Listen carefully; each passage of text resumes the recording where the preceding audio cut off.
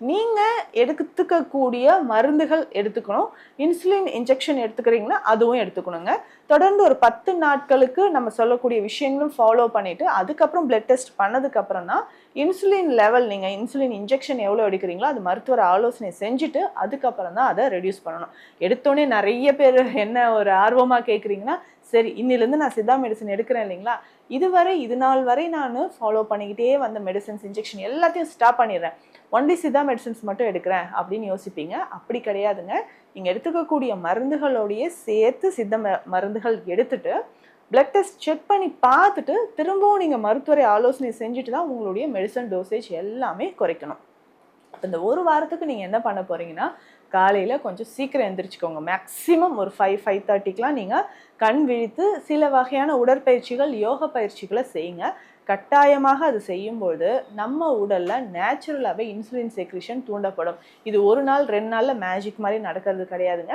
ஒரு 15 நாள் நீங்கள் இதை ஃபஸ்ட்டு ஃபாலோ பண்ணுங்கள். அதுக்கப்புறம் நமக்கு நல்லாவே ரிசல்ட் தெரியும். அப்புறம் திரும்ப நீங்களே கண்டினியூ பண்ணுவீங்க.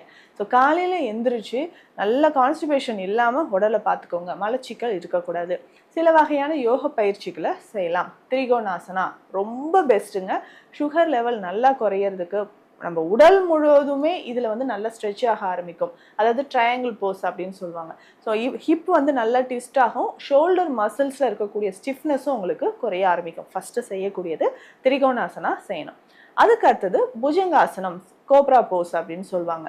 ஸோ இந்த புஜங்காசனம் செய்யும்போதும் நம்மளுடைய கழுத்து பகுதியிலேருந்து அடிவயிறு பகுதி வரைக்கும் மசில்ஸ் வந்து நல்லா ஸ்ட்ரெச் ஆக ஆரம்பிக்கும். ஸோ லைட்டாக நம்ம பேக் ஆர்ச் பண்ணும்போது முதுகு பகுதியும் நல்லா ஸ்ட்ராங்காக ஆரம்பிக்குங்க. அதே மாதிரி தைராய்டு பிரச்சனை இருந்தாலும் இந்த கோப்ரா போஸ், புஜங்காசனம் தாராளமாக நம்ம பண்ணிக்கலாம். ஸோ இது ரெண்டுமே ரொம்ப ரொம்ப முக்கியமானது.